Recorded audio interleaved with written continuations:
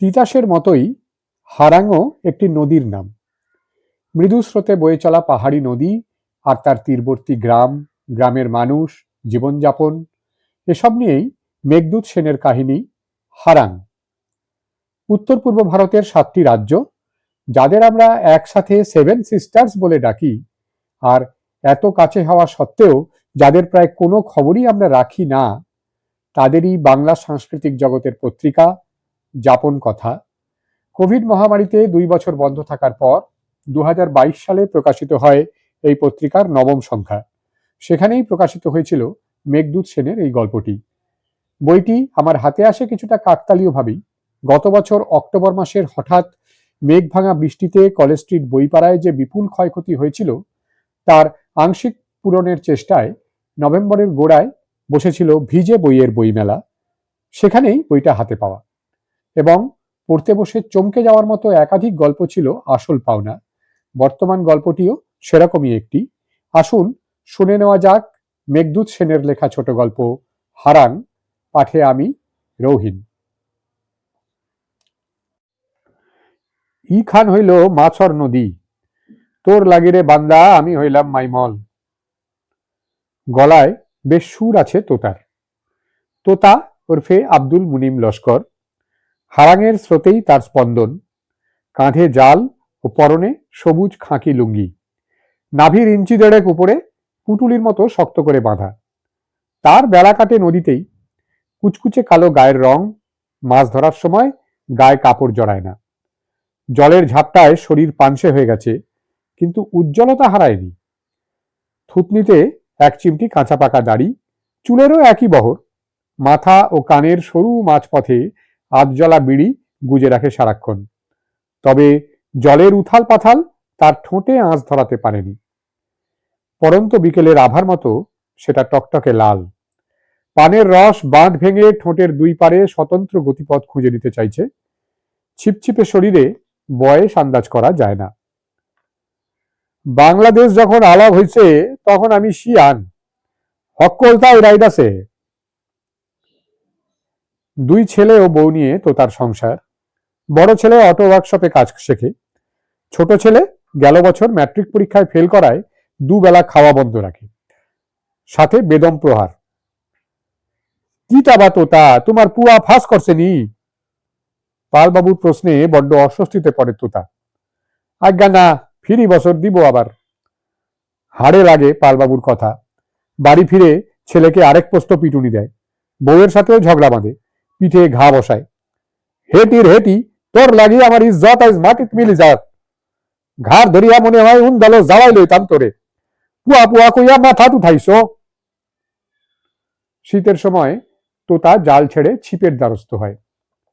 মাছের যেন তার ছিপের সাথে আলাদাই টান। হারাঙের ময়নাডহরে বাঁশঝাড়ের কোনায় যেখানে কেউ ছিপ ফেলে না, তোতা সেখানেই ছিপ নিয়ে বসে। তার ছিপ পাথরে আটকায় না, মাছ ধরে টপা টপ। ইতা এমনে মাছ ধরে না রে বেটাইন। পেডেল মারিয়া সদর গিয়া সুতা আর চান্দর লাখান গুল সীসা বাইসা আনি। আমার মাছ না ধরলে তোর ধরত নি। হারাং পাহাড়িয়া নদী। গ্রাম সোনাপুরের শ্বাসে নদীর কলকল ধ্বনি বয়ে চলে। নদীর 2 ধারে গ্রামের 2 ভাগ, এক পাশে হিন্দু আরেক পাশে মুসলমান। রেলিংয়ের সেতু সোনাপুর গ্রামকে এক সুতোয় বেঁধে রেখেছে। সেতু আবার কালাপুল নামে খ্যাত। রেলিংয়ের ব্রিজ হয়েছে খুব মেরেকেটে 8 কি 10 বছর আগে। কাঠের কালো সেতু ছিল, সেই থেকে কালাপুল নামেই সবাই চেনে। কাঠের জায়গায় ইস্পাত জুড়লেও নাম পাল্টায়নি। কাঠের যুগে পুলের নিচে বাঁশের আড়ালে জুয়ার আসর বসত। তোতা মাঝে মধ্যে টাকার লালসায় আড্ডায় ভাগ জমাত। জিতলে বিড়িতে সুকটান, কিন্তু হেরে গেলেই বিপত্তি। তোমরা হলাইন অনজান্ডি মুন্ডা লাগাই দেও, আমারেও ডাকিয়ে আনো, দম লও, পুলিশরে জানাইমু। সিন্ডিকেটের আগমনে হারাঙের জৌলুস অনেকটাই হারিয়ে গেছে। বালি পাথরের ব্যবসা চলে অবাধে। হারাঙের সোনার বালু রীতিমতো শুষে নেয়। সাথে হারিয়ে যায় স্রোতস্বিনী জলে মাছের খেলা। জল হয় একেবারেই ব্যবহারের অযোগ্য। মুদি দোকানি হায়দর ও তোতা বেশ কবার সিন্ডিকেট রাজের বিরুদ্ধে আওয়াজ তুললেও গ্রামের অন্দরেই তাদের আওয়াজ প্রতিধ্বনিত হয়েছে। হায়দার আদ্যপান্ত প্রকৃতিপ্রেমী, নরম মনের মানুষও। একবার পাখি শিকারী ভুট্টু নাম না জানা দুটো পাখি নিয়ে তার দোকানে আসে। হায়দারের পাখি দুটো দেখে এতই মায়া হয় যে ভুট্টুকে 200 টাকা দিয়ে পাখি দুটো ছেড়ে দেয়। ভুট্টু সেই ঘটনার পর রোজগারের পন্থা না পাল্টালেও হায়দারের সামনে আর পাখি হাতে আসেনি। সোনাপুর গ্রামে হায়দার গান্ধী নামেও পরিচিত। চরিত্রে মহাত্মা গান্ধীর শিষ্য হলেও গান্ধী নাম এসেছে ইন্দিরা গান্ধী থেকে। সে আরেক কাহিনী। একবার কালী পুজোয় বাজি পোড়াতে গিয়ে ঘটে আতান্তর। উড়ন্ত বারুদ উড়ে গিয়ে পড়ে তার চুলের ডগায়। সেই থেকে সামনের কিছু চুল সাদা হয়ে যায়। এক মাথা কালো চুলে, সামনে সাদা চুলের এক রেখা। চুলকে দুভাগ করে রেখেছে, কিছুটা ইন্দিরা গান্ধীর চুলের মতোই। রুস্তানা হায়দারের বউ, অঙ্গনওয়াড়ির সহকর্মী। পতির ওপর তার বিস্তর অভিযোগ। আমার কপালে আউলা বেটা আসিল, দুনিয়ার হাওয়া বাতাস কোনটা বুধ পাউন না। রুস্তানা 2-3 বার তাকে ছেড়ে চলে গেলেও আবার সপ্তাহ দুয়েকের মধ্যেই ফিরে আসে। লকডাউনের মাস অতিক্রান্ত। পরিস্থিতি খারাপ থেকে ভালো কিছু ঘটেনি। সোনাপুর গ্রামেও সোনালী বিকেল হারিয়ে গেছে। নিস্তব্ধ নির্জন বাজারহাট, দিন রাত চলে পুলিশি টহল। সোনাপুর তেমাথার প্রসিদ্ধ চায়ের দোকানি তেয়াই মিয়ার দোকান বন্ধ। বহু বছর আগে নাকি শিলচর থেকে বিশিষ্ট শিল্পপতিরা চা খেতে তার দোকানে আসতেন। বাবু, আমার চাই তা ক্ষীরার চা। তার চায়ের চেয়ে বকশিসের কামাই বেশি ছিল। সেদিন এখন আর নেই। তেরাই মিয়ার বয়স এখন 70-এর দোরগোড়ায়। শরীর অস্থিচর্মসার, লাঠি ভরসা। 3 মেয়ের বিয়ে দিয়েছে অনেক আগেই। ঘরে তেরাই ছাড়া তার বউ রহিমা বিবি, 15-16 বছরের নাতি মতিন ও বরছাড়া ফারহান। মতিনই এখন চায়ের দোকান চালায়। হারাঙের পাড়েই বাড়ি। বর্ষার হারাং প্রতি বছর নিয়ম করে 2-3 বার বাড়ি ভাসিয়ে নেয়। তবুও চায়ের দোকান ছাড়া এই নদী তাদের ভরসা। পালবাবুর বাৎসরিক কালী পুজোর শেষেই গ্রামে শীতের আগমন বার্তা ছড়ায়। নদীর ধারে শুরু হয় তাদের লাই, ধনেপাতা, মূলো শাক চাষ। এছাড়াও রহিমা ফারহানা 12 মাস হাঁস পালে। হারাঙের স্রোতেই চলে হাঁসের খেলা। বিকেলে সূর্য হারিয়ে যাওয়ার আগেই জলচর হাঁস প্যাক প্যাক করে ঘরে ফেরে। এই লকডাউনে গ্রামের কয়েক বাড়িতে ডিম পাঠিয়ে কোনো মতে পরিবার চলে। রহিমা তোতার সম্পর্কিত বোন। তোতার জালে মাছ বেশি ধরা পড়লে তোতা মাঝে মধ্যে বোনকে দিয়ে যায়। বাকি মাছ সোনাপুরের ফাঁড়িগ্রাম, গলাচিপা ও গড়ের ভিতর গ্রামের মোড়ের কাঞ্চির বাজারে নিয়ে বিক্রি করে। কাঞ্চির বাজার লকডাউনে গজানো নবজাত বাজার। যার যেমন ফসল বিকালে বাজারে নিয়ে বসে। টাকা দিয়ে কেনা ছাড়াও লকডাউনে বিনিময় প্রথারও প্রত্যাবর্তন হয়েছে। শুটকির বদলে ঝিঙে, 2 মুঠো পালং শাকের বদলে বেগুন 1 পোয়া, এভাবেই চলে। তবে কাঞ্চির বাজারের বিশেষত্ব হলো এখানে পুলিশি হানার ভয় তাড়া করে না। প্রধানমন্ত্রী সড়ক যোজনা দেশের সাথে বিভিন্ন গ্রামকে জুড়ে দিলেও গলাচিপা গ্রাম এ থেকে বঞ্চিত। গ্রামের মাথায় এমনভাবে বাজার বসেছে, দূর থেকে গোটা কয়েকের আনাগোনা ছাড়া কিছুই দেখা যায় না। আবার বাজারে আসা মানুষজন বাঁশঝাড়ের আড়ালে সব দেখতে পায়। তাই বাজারেরও নাম হয়েছে কাঞ্চির বাজার। তবে গ্রামের এক পুলিশ কর্তা সে আনা মাল। 2-1 দিন বাদেই নিয়ম করে শাসিয়ে যায়। চোখ রাঙিয়ে কম টাকায় মাছ সবজি কেনে। তোতা ঠিক বুঝতে পারে। বাঁশের আড়ালে রানু দাসকে দেখলেই ভ্রু কুচকে বিড়বিড় করে, হালার হালা পুঙ্গির পুত, ঘুনে খাওরা রানু, আইজার মাগনা খাইতো। তবে রানু দাস সামনে এলেই তার সুর পাল্টে যায়। বাবু, আমি আপনার কথা মারতে আসলাম, বাক্কা দিন তনে আপনা আইরা না। মাছ অগৈনি তানি, গুলা ট্যাংরা একেরে তেল পড়ে। ডান হাতের কনুইয়ে বাঁ হাত ঠেকিয়ে রানু দাসের হাতে মাছ গুঁজে দেয়। সোনাপুরের গান্ধী দূরে দাঁড়িয়ে হাসে।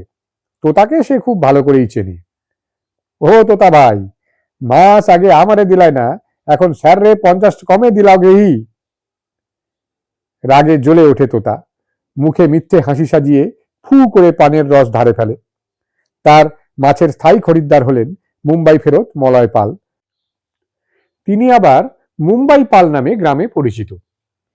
পাল বাড়িতে সে নিয়ম করে রোজ মাছ পৌঁছে দেয়, চেয়ে দুটো পয়সা বেশি নেয়।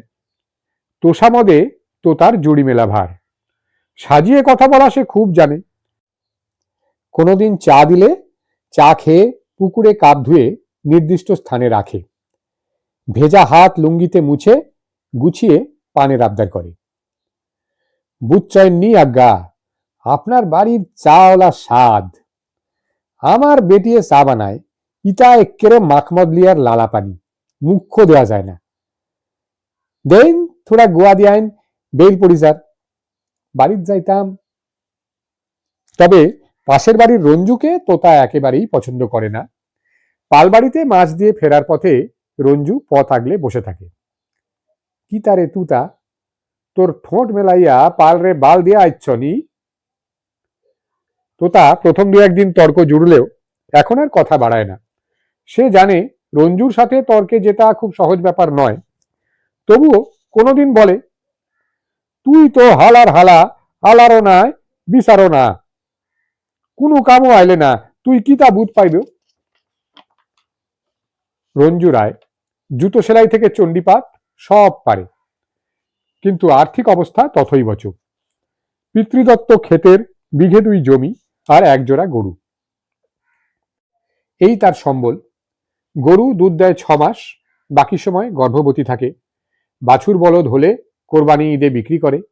গোটা কয়েক হিন্দু ফিসফাস করলেও রঞ্জু এতে কান দেয় না। গরিবের ধর্ম টেকা, আমারে তো ঠাউর খাওয়াইতা নাই। আড়ালে আড়ালে আরেক ব্যবসা করে রঞ্জু। রাতের অন্ধকারে পথের নেড়ি ধরে নাগা কাছারিদের কাছে বিক্রি করে। কুকুরের বয়স, আকৃতি, লিঙ্গ সব দেখে নাগারা ওকে টাকা দেয়। হৃষ্টপুষ্ট হলে টাকা বেশি। রঞ্জু জানে সারমেয় মাংস ওদের খুব প্রিয়।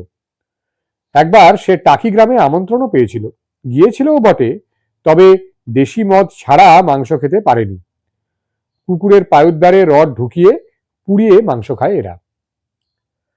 এ রঞ্জু মামা, খাই বরে তুই গাবলাং, কুত্তা কুত্তা। রঞ্জু জানে এরা কুকুরকে গাবলাং বলে।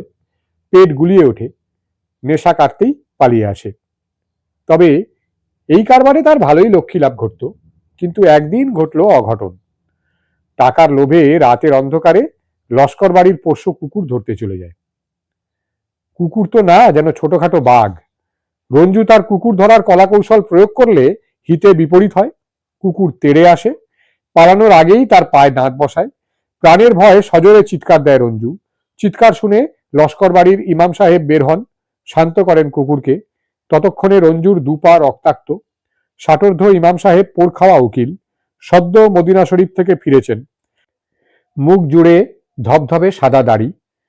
তিনি সব টের পান, কথা বলেন চোখের ইঙ্গিতে। 2 মেয়ে ও 1 ছেলের সংসার রঞ্জুর। মেয়েরা বিয়ের উপযুক্ত। যৌতুকের ঘেরাটোপে বিয়ের মিষ্টি পিঁপড়ে খায়। তোতা রঞ্জু একসময়ের পুরনো বন্ধু। বড় কোনো দিঘিতে মাছ ধরার খবর পেলে তোতা রঞ্জু যুগলে যেত। বর্ষার প্রথম বৃষ্টিতে রাত জেগে হারাঙে মাছ ধরত তারা। তবে এখানেও ঘটে বিপত্তি। মাঘের কনকনে শীতের রাতে তোতা বোয়াল মাছ ধরবে বলে ময়নাডহরে ছিপ ফেলতে যায়। ডহরটি তেরাইয়ের বাড়ির লাগোয়া। সেখানে গিয়ে পোড়া নাসির বিড়ির গন্ধ নাকে ভেসে আসে। তোতা সুপরিচিত এর সাথে। এটা একমাত্র রঞ্জুই খায়। তোতা শঙ্খতে অভ্যস্ত। রঞ্জুকে 1000 বার বললেও সে এই কম দামি নাসির বিড়ি ফোঁকে। আর এই শীতের রাতে তোতা ছাড়া কেউ যদি আর মাছ ধরার সাহস করতে পারে তবে সে রঞ্জু। কিন্তু তাকে আশপাশে না দেখে সন্দেহ জাগে তার। চুপি চুপি পা বাড়ায় তেরাইয়ের বাড়ির পথে। গোয়াল ঘরের পাশে অন্ধকারে রঞ্জুর ঘর ঘরে গলার স্পষ্ট স্বর ও তেরাইয়ের বড় মেয়ে ফারহানার চাপা গোঙানির আওয়াজ। তোতা বিড়বিড় করে, হেট্টা মারানি, আজ তোর একদিন কি আমার একদিন। কিন্তু দুপা এগিয়ে আবার পিছিয়ে পড়ে। জানাজানি হয়ে গেলে বোনকে এক ঘরে করে দেওয়া হবে। মেয়ের বিয়েতে বাগড়া দেবে লোকজন। 1000 ভাবনা মনে ভিড় জমায়। সে রাতে মাছ ধরা আর হয় না, ফিরে আসে।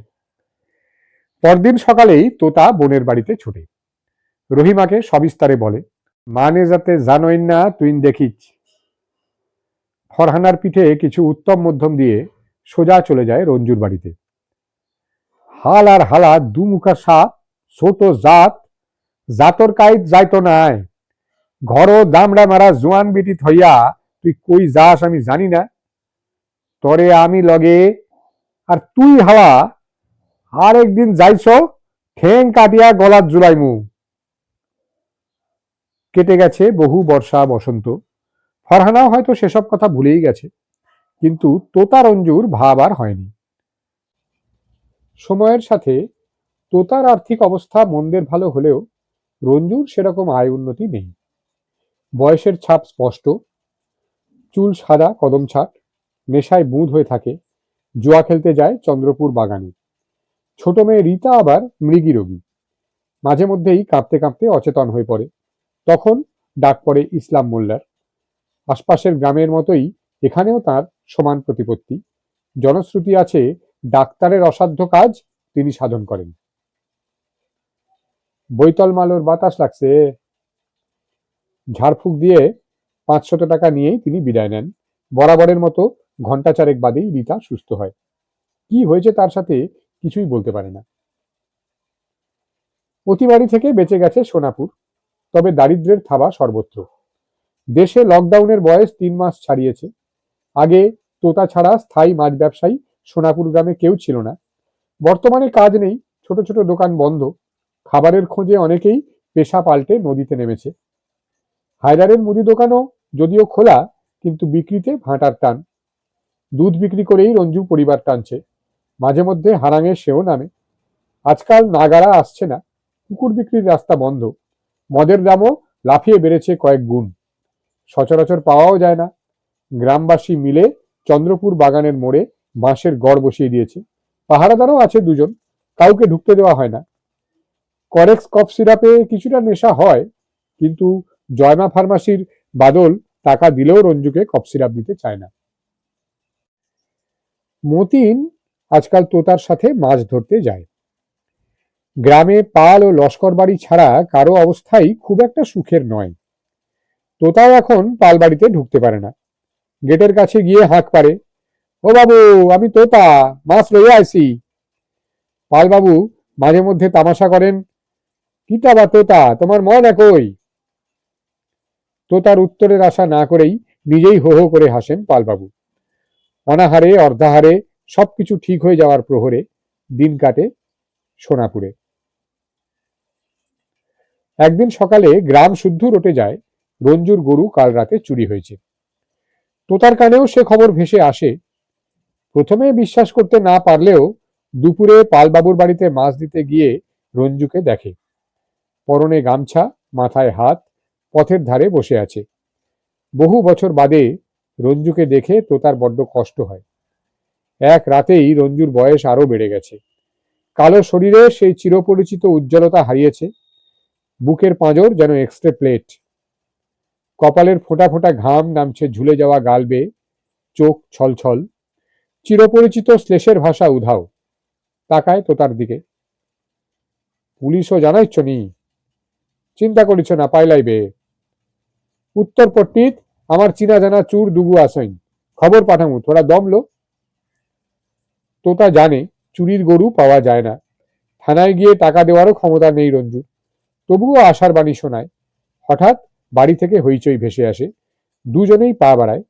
রীতাকে আবার মৃগী রোগে পেয়েছে। তোতা গিয়ে ইসলাম মোল্লাকে নিয়ে আসে। তিনি ঝাড়ফুঁক করেন। রং চটে যাওয়া লুঙ্গির খুঁট থেকে তোতা টাকা বের করলে মোল্লা সাহেব আজ টাকা নিতে চান না। না রে বা, আইজ আর পয়সা লাগতক নাই। শুরু হলো গরু তল্লাশি। রঞ্জুর সাথে তার পুরনো সাথী তোতাও যোগ দেয়। মাঘি টিল্লা, ময়নার গ্রাম থেকে রানীঘাট বিয়ানী বাজার পর্যন্ত দুজনে মিলে গরু খুঁজতে যায়। পথে ঘাটে কখনো পুলিশের লাঠি পিঠে পড়ে, কখনো আবার ক্ষেতের জমি দিয়ে পালিয়ে বাঁচে। ছাগিয়ালি দিদির কাছেও দুজনে পরামর্শ নেয়। দিদির দৈব ক্ষমতা, মন্ত্র পড়ে বলে দেন গরু চুরি হয়ে কোন দিকে গেছে। তার আসল নাম ভোটার কার্ড ছাড়া আর কেউই বোধহয় জানে না। 14-15টি ছাগলের মালকিন তিনি। প্রতিটি ছাগলের আলাদা আলাদা নাম, লালি, ধলি, মণি, আরো কত নাম। ছাগলের সঙ্গে তিনি আবার কথাও বলেন। গ্রাম শুদ্ধ সবাই এক নামে তাকে চেনে। তোমার গরু পশ্চিম বাই গেছে, খবর লাগাও, আবো জিতা আছে, খাইছইন না। কথা মতো সে পথেই ছুটে যায় তৎক্ষণাৎ। আশপাশের সব গ্রামে খোঁজে, তবু সন্ধান মেলে না। থানায় গেলে দারোগাবাবু শাসিয়ে দেন, দেশ ও মানুষ মরিয়া সাফ হয়ে যায় না, আর তোমরা বেটাই নাচো গরু লইয়া। দিন 15 এভাবেই কেটে যায়। গরু না পাওয়া গেলেও তোতারঞ্জুর বহু বছরের তিক্ততা এই ঘটনা কাটিয়ে দেয়। রঞ্জু এখন তোতার মৎস্য সখা।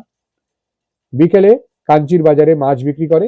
পয়সা যা পায় তোতা কিছুটা রঞ্জুকে দিয়ে দেয়। দুদিন থেকে কালবৈশাখী ঝড় নেমেছে। বৃষ্টির তুলনায় ঝড় তুফান অনেক বেশি। তোতার শরীর ভালো না, জ্বর দুদিন ধরে। অনেকে কানাঘুষো করে, তোতা সেসবে পাত্তা দেয় না। 3 দিনের মাথায় স্বমহিমায় নদীতে নামে। কিটা বা তোতা, তোমার জ্বর হইল আর মাছের পরের না কইল যায়, তোমার ময়নাও আইল না মাছ লইয়া। পালবাবুর কথায় রোজকার মতোই তোতা আয়েশ করে পান চিবিয়ে মিষ্টি হাসে, চোখে আনন্দের ফুলকি। সামনের মঙ্গলবার থেকে রমজান মাস। তোতা হাতের আঙুলে দিন গোনে। মাছ চড়া দামে বিক্রি হবে। একগাল পান মুখের একপাশে রেখে বিড়ি ফোঁকে। জ্বর সেরে যাওয়ায় মনটাও ভীষণ ফুরফুরে। বহুদিন পর বউকে আদর করতে ইচ্ছে করে। ওই বেটি, তুরা দার কেন আয়? ইছ বাবা, বুড়া ওইরায় না ভূত ওইরায়, পুয়াইন বিয়ার লাখ হইয়া সারচইন, আর তুমি বালামাত তোর জারে না, তুই লাথে আর ভাতে খাইতে। সুপারি গাছের খোলার কাঁচা প্রস্রাবাগারে সোহাগ ভাসিয়ে এসে ঘুমিয়ে পড়ে তোতা। রাত পোহানোর আগেই রঞ্জুর ডাকে ঘুম ভাঙে। পূব দিকের আলোর যুদ্ধে একে একে হারিয়ে যাচ্ছে তারাদল। সূর্য উঠতে এখনো দেরি, আমরা শেষ রে, আমরা শেষ। নদীটা কোন হেঁটামারানির পুয়ায় বিষ দিছে। শরীর ঠান্ডা হয়ে আসে তার, মাথা ঝিমঝিম করে। রঞ্জুর শেষ দিকের কিছু কথা আর শুনতে পায় না। মিনিট দুয়েকের মধ্যেই নিজেকে সামলে নেয়। রংচটা শার্ট পরেই বেরিয়ে পড়ে। নদীতে প্রচুর লোক মাছ ধরছে, হই হই রব। তবুও তোতার মনে হচ্ছে প্রাণের নদী প্রাণ হারিয়েছে। মৃত্যু মিছিল, ছোট বড় অনেক মাছ। শিল্পীর শিল্প ভাসছে স্রোতে। তোতার প্রাণ হাউ হাউ করে কেঁদে ওঠে, সাহস পায় না জলে নামতে। সবাই বড় মাছ তুলতে ব্যস্ত, ছোট মাছ অবহেলায় ভেসে যাচ্ছে। তোতার গুলা ট্যাংরা কিছু জলে কাতরাচ্ছে, কিছু মরে ভাসছে। তোতা জানে বাঁচার প্রয়াস ব্যর্থ হবে, সব মাছ মারা যাবে। নদীতে যেন ফুল ভাসছে, মাছ ফুল, বড্ড অচেনা।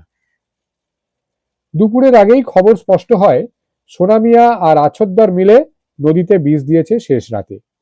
বিয়াপি বাজারে অটো নিয়ে মাছ বিক্রি করেছে। অটোওয়ালা সবাইকে জানিয়ে দেয়, হালার হালাইন, তোরে হিকাইতে লাগবো, ইগুইন তোর পাপ বালিক হয়েছে। তোতা আরো 4-5 জন মিলে সিদ্ধান্ত নেয় কিছু একটা করতেই হবে। বিকেলে গিয়েই থানায় কেস দেয়। কাজও হয়। সন্ধেবেলা দারোগাবাবু এসে দুজনকেই তুলে নেয়। কিন্তু এদিকে ঘটে আরেক বিপত্তি। বিষের মাছ খেয়ে অনেকের হাঁস মরে গেছে। কপাল পুড়েছে রহিমার, শুধু ওমে বসানো 2টো হাঁস ঘরে আছে। পশু হাসপাতালের ডাক্তারবাবু এসে জানালেন কিছু করার নেই, যেগুলো একটু একটু বেঁচে আছে সেগুলোও মরবে। এই বিষের কোনো ওষুধ তার কাছে নেই। তোতা তেরাইয়ের বারান্দায় উবু হয়ে বসে আছে। রক্তবর্ণ চোখ আজ ঘোলাটে, সাথে রঞ্জু। রহিমা মুখে আঁচল চাপা দিয়ে কাঁদছে। তেরাইয়ের শরীরের কাঁপুনি বেড়েছে। ইয়া খুদা, তুমি চাইও তোমার বান্দারে, কাপা কাপা কণ্ঠে সে বলে। ঘরের ভিতরের লণ্ঠনের আলোয় মতিনের মায়াবী চেহারা। তোতার মুখ পানহীন, টুকরো বিড়িও কানে নেই। কোন সকালে বেরিয়েছে, নাওয়া খাওয়া কিছুই হয়নি। নিরাশ মনে বাড়ি ফেরে। রঞ্জুকে বলে, কাইল বিয়ানে থানাত যাইব, দারোগাবাবুরে মরা হাঁস দেখাইতে লাগবো। পরদিন সকালে তোতা তৈরি হয়, থানায় যাবে। তার আগে তেরাইয়ের বাড়ি গিয়ে মরা হাঁস নিতে হবে। বাড়ি থেকে বের হতেই দেখে বেশ কজন জটলা পাকিয়েছে। তোতা ভাই, হায়দার মিয়া আর পালবাবুয়ে তারারে জামিনে ছুটাইয়া লইয়া আইসইন, বিয়ালে বলে ঘরোয়া বিচারে শেষ করিয়া দিবা। তোতা নীরব, নিশ্চুপ, কি করবে ভেবে পায় না। সব ওলটপালট হয়ে গেছে। সোজা চলে যায় হায়দর মিয়ার বাড়িতে। না রে বা তোতা, তারার বেটিনতে আয়া পায়ে পড়িয়া কায়দা ধরছইন, মায়া লাগি গেছে, কিতা করতাম, এক দেশের মানু, ও আমরা ছুটাইয়া লইয়া আছি, চিন্তা করিও না, বিয়ালে ন্যায্য বিচার করিয়া দিব। তোতা বুঝতে পারে না, সোনাপুরের প্রাণে যারা বিষ দিয়েছে, এখানে আদৌ কি ঘরোয়া বিচার সম্ভব? এতজনের দেওয়া কেস দারোগাবাবু কিভাবে দুজনের কথায় ওদের জামিন দিয়ে দিলেন?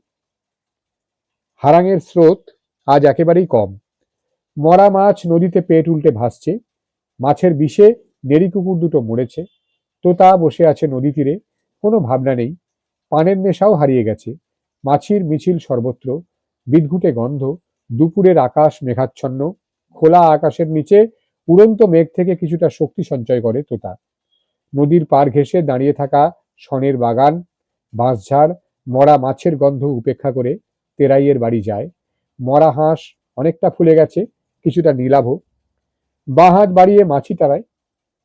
মাছের চাঙায় দুটো মরা হাঁস দুদিকে নিয়ে বাটখারা সমান করে, কাঁধে নিয়ে ছোটে। লক্ষ্য সোনাপুর থানা। ছাড়, ও দেখুন মরা হাঁস, আর আপনারা দালির দর্দ করে ছাড়ি দিলা। মরা হাঁস ডান হাতে তুলে ধরে দারোগাবাবুর টেবিলে।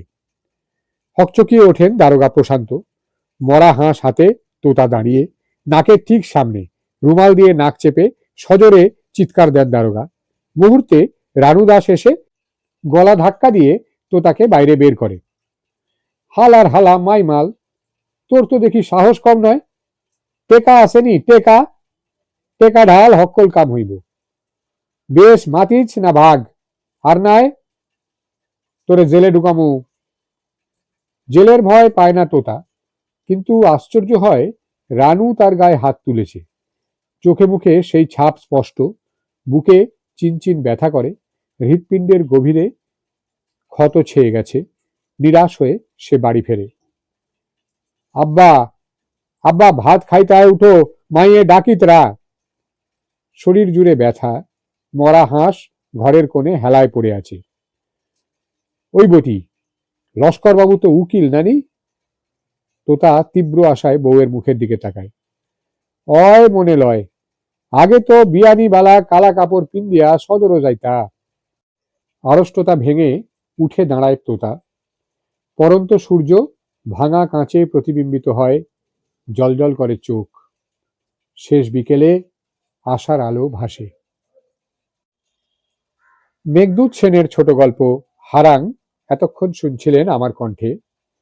মন্তব্যের বাক্সে টুক করে জানিয়ে ফেলুন ভালো মন্দ, যেমন মনে হয়, সেন্সার ছাড়াই। ভালো লাগলে একটা লাইক করতে ভুলবেন না যেন, আর সম্ভব হলে কিছু শেয়ার। চ্যানেলের নিয়মিত আপডেট পেতে হলে সাবস্ক্রাইবের ঘন্টাটি ঢং করে একবার বাজিয়ে দিলেই হবে। আগে সারা হয়ে গিয়ে থাকলে তো আর দরকারই নেই। ভালো থাকুন সবাই। গল্পে, আড্ডায়, ভাবনায়, চেতনায় কাটুক দিন। দেখা হবে আবার যথাসময়ে। আজ আসি।